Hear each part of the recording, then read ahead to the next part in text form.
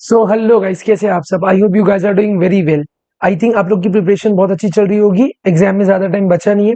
तो जैसा मैंने प्रॉमिस किया था, मैंने लॉ के आपके लिए इंपॉर्टेंट सेक्शंस और टॉपिक्स की एक लिस्ट बताई थी। बस वैसे ही मैंने ऑडिट के लिए भी जो मोस्ट इंपॉर्टेंट या मोस्ट रिलेवेंट टॉपिक्स है, एसेज है, वो आपके सामने एक लिस्ट में तैयार करके लाया हूं।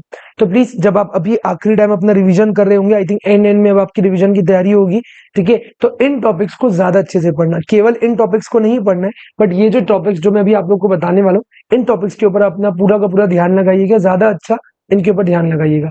ठीक है, तो shall we start? Okay, let's start. Okay, तो देखो मैंने क्या किया है, जो भी चैप्टर वाइज हो सकता था वो चैप्टर वाइज जा जाके टॉपिक्स ढूंढ ढूंढ के निकाले। अब ये टॉपिक्स निकालने के पीछे एनालिसिस क्या है, मैंने RTPs, MTPs, past year question paper, institute का पुराना रिकॉर्ड, कुछ टॉपिक जो सीए फाइनल से भी यहाँ आए हैं, या ऐसा सारा कुछ दिमाग लगा के अपने हिसाब से ये टॉपिक आप सबके सामने मैं लेके आया हूं। आई होप आप लोग इसको जब पढ़ेंगे तो सामने रखेंगे लिस्ट को, और वन ऑन वन एक बार पढ़ते पढ़ते ज्यादा अच्छे से इन टॉपिक्स को पढ़ेंगे। टॉपिक हमारा सिलेबस बहुत वास्ट है, बहुत सारी चीजें हैं। जब हम लोग पढ़ रहे सारी चीजें, तो उनमें इन टॉपिक्स को भी अच्छे से पढ़ेगा। चलिए मैं थोड़ा सा आप लोगों को इसके बारे में चीजें बता देता हूँ। पहला, जैसे कि हम लोग देख रहे हैं, special features of audit of different types of entities. तो अलग अलग एंटिटी वाला, तो आप हायर परचेज और लीजिंग कंपनीज का अच्छे से पढ़ लीजिएगा। चैरिटेबल इंस्टीट्यूशन के बारे में, एजुकेशन इंस्टीट्यूशन, हॉस्पिटल, इन सब के ऊपर पास्ट में बहुत सारे उन्होंने क्वेश्चन बनाए अलग अलग तरीके से। तो कहीं से भी क्वेश्चन बने, आपको टॉपिक आता होगा, आप लोग एकदम अच्छे से एक्सेल कर पाएंगे। फिर लिखा है लोकल बॉडीज का, सिनेमा हॉल, उसके रिगार्डिंग भी डिस्ट्रीब्यूटर को पेमेंट कैसे होता है, उसके लिए हो सकता है आपके स्कैनर में कोई क्वेश्चन होगा, तो आप वो देख लीजिएगा। एनजीओ के बारे में देख लेना कि उसके रिसिट्स और रेमिटेंसेस कैसे होते हैं। होटल में इन्वेंट्रीज का डिपार्टमेंट और उसके रिगार्डिंग सारी कुछ। एजुकेशन इंस्टीट्यूशन का ऑडिट, और ऑडिट ऑफ क्लब में भी जो स्पेशल पॉइंट्स हमने देखे थे, वो सारा कुछ। इसके बाद है audit of banks. Banks audit में भी आप ये सारी जो लिस्ट है, ये सारी कुछ देख लीजिएगा। ठीक है, एडवांसेस को कैसे क्लासीफाई करते हैं, कितने टाइप के एडवांस होते हैं, उसके अलावा रिवेन्यू आइटम्स क्या होते हैं, एनपीए कब होता है, रिवर्सल ऑफ इनकम, उसका जो कॉन्सेप्ट है वो, ड्रॉइंग पावर कैलकुलेशन, इसके भी आने के चांसेस है। कारो क्या बैंक्स के ऊपर लगता है कि नहीं लगता है, मनी लॉन्ड्रिंग क्या होता है, एग्रीकल्चर के लिए एनपीए कब होता है, इरोजन का एनपीए, और इसके अलावा क्रेडिट फैसिलिटी, जो हर बैंक्स की अलग अलग क्रेडिट फैसिलिटीज होती है, वो सब कुछ।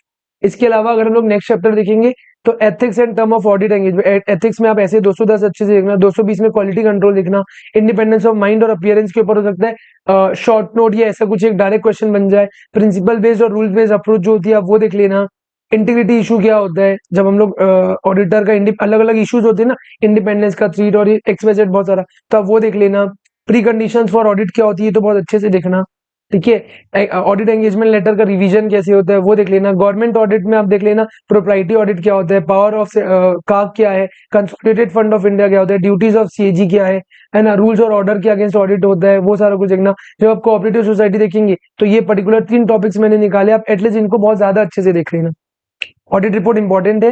ठीक है, ऑडिट रिपोर्ट में आप देख लेना फॉर्मिंग ऑफ ओपिनियन, और ऐसे 700 पूरा अच्छे से देखना। बेसिस ऑफ ओपिनियन पैराग्राफ के ऊपर आ सकता है। मैनेजमेंट रिस्पॉन्सिबिलिटी पैराग्राफ के ऊपर वो लोग डायरेक्ट क्वेश्चन बन सकते हैं। यूडिन पूछ सकते हैं, कब यूनियन यूडिन के ऊपर एमसीक्यू बन सकता है। ठीक है, डिस्क्लेमर ऑफ ओपिनियन क्या होती है, एडवर्स और क्वालिफाइड ओपिनियन का डिफरेंस पढ़ लेना।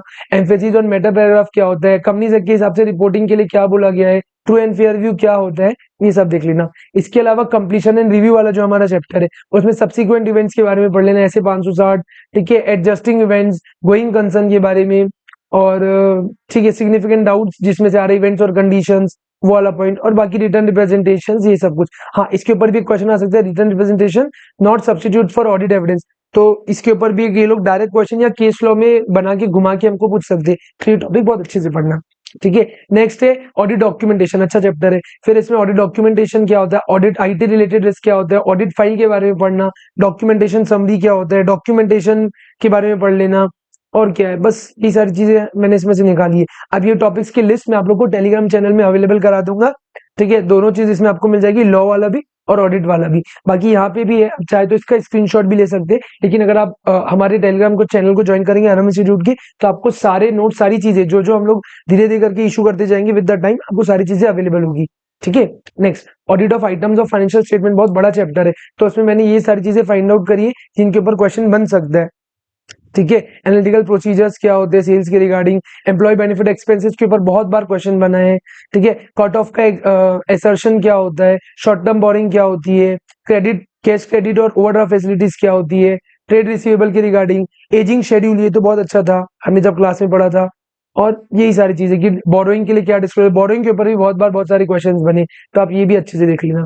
फिर आता है ऑडिट एविडेंस, अच्छा चैप्टर है। ऑडिट एविडेंस में क्या क्या मेथड होते हैं ऑडिट एविडेंस लेने के लिए, सफिशिएंट और रिलायबल ऑडिट एविडेंस के बारे में क्या क्या फैक्टर्स होते हैं, मैनेजमेंट एक्सपर्ट का वर्क को हम लोग कैसे इवेल्युएट करते हैं, ऑडिट ट्रायल, लॉ या ऑडिट दोनों में कहीं ना कहीं आने की इसकी संभावना है, ठीक है, इसकी डेट्स और इसमें क्या फैसिलिटी होती है, ठीक है, कौन सा सॉफ्टवेयर होता है, वो डिसेबल नहीं हो सकता, ये सारा कुछ अच्छे से पढ़ लेना, ठीक है। इंटरनली जनरेटेड एविडेंस की रिलायबिलिटी होती है नहीं होती है, आरओएमएम के बारे में, ठीक है, रिगार्डिंग लिटिगेशन एंड क्लेम्स, ये भी हमने बहुत अच्छे से पढ़ा था।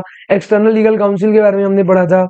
एक्सटर्नल कंफर्मेशन का प्रोसीजर क्या होता है, ठीक है, सब्सटेंटिव एनालिटिकल प्रोसेस की टेक्निक क्या होती है, स्टैटिस्टिकल और नॉन स्टैटिस्टिकल सैम्पलिंग क्या होती है, डेफिनेशन देख लेना ये सारी चीज, स्ट्रेटिफिकेशन क्या होता है, ठीक है, टॉलरेबल में स्टेटमेंट क्या होता है, टॉलरेबल रेट ऑफ डेविएशन क्या होता है, स्कोप ऑफ इंटरनल ऑडिटर का क्या स्कोप है, सैंपल डिजाइन वगैरह क्या होता है, सैंपल साइज, सैंपल मेथड, ये सारा कुछ आप एक बार अच्छे से देख लेना।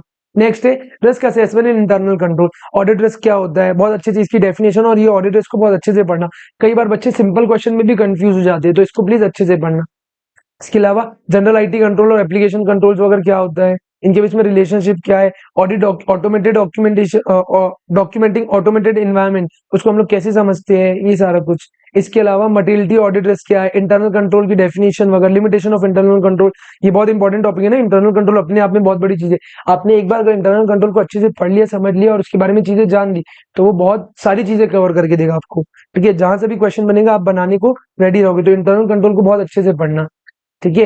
ये सारी टॉपिक्स मैंने यहाँ निकाल रखी है। इसके अलावा इस चैप्टर से ऑडिट स्ट्रेटेजी, जो हमारा सेकंड चैप्टर है, उसमें से हमने ये सारे इंपॉर्टेंट चीजें निकाली, ये मोस्ट इंपॉर्टेंट है, ठीक है। ये सारा कुछ जो है आपको मोस्ट इंपॉर्टेंट चीज मैं निकाल के रहा हूँ। क्या इतना ही पढ़ लेंगे तो हो जाएगा सर, पास हो जाएंगे? नहीं भाई, ये कहीं से भी नहीं हो सकता है ऑलमोस्ट आधे से ज्यादा पेपर ये पूरे टॉपिक्स में से आ जाए, हो सकता है इसमें से ज्यादा कुछ आए भी ना, बट मोस्ट प्रोबेबली आज तक के जितने एग्जाम्स हुए उसमें से इन सारी चीजों के ऊपर में ज्यादा फोकस रहा है, तो इनमें से क्वेश्चंस बन सकता है। तो आप प्लीज इसको एक बार देख लीजिएगा, ठीक है। Just second. हाँ, ये भी अच्छा टॉपिक है ना, ये not a discrete face audit planning, ठीक है, ये डायरेक्ट क्वेश्चंस भी बन सकते हैं इसके ऊपर। फिर जो हमारा फर्स्ट चैप्टर होता है nature, objective and scope of audit, तो उसके लिए हमने ये सब रखा है, ऑडिट वर्सेस इन्वेस्टिगेशन क्या है, प्रोफेशनल प्रैक्टिसिज्म पूछ लेगा आपको, इनहेरेंट लिमिटेशंस क्या होती है ऑडिट की, ठीक है, स्टैंडर्ड्स ऑन रिव्यू एंगेजमेंट और ऑडिटिंग में डिफरेंस क्या है, गाइडेंस नोट क्या होता है, और ये सारी चीजें, अश्योरेंस एंगेजमेंट के टाइप्स, ये सारा कुछ आपको पूछे जा सकता है, ठीक है। तो आई होप आप लोग ये सारे टॉपिक्स को ज्यादा अच्छे से पढ़ेंगे। लास्ट का टाइम है, रिवीजन करते टाइम एकदम ज्यादा अपने ऊपर हार्श नहीं होना है, कोशिश कर रहे हैं कि हम लोग धीरे धीरे सब चीज पढ़ते जाए, एग्जाम तक के एकदम अपने आप को एकदम पावरफुल बना ले।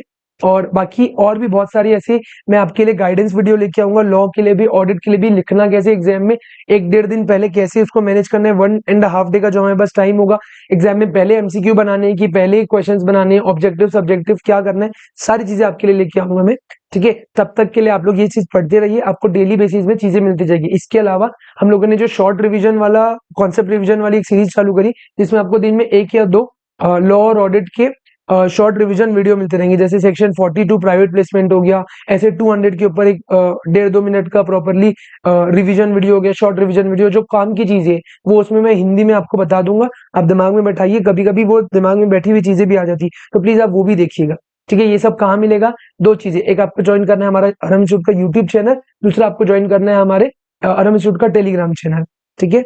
सो I wish you all very best of luck, और ये सारी चीजें आपको अवेलेबल हो जाएगी टेलीग्राम चैनल में, ठीक है गाइस, थैंक यू।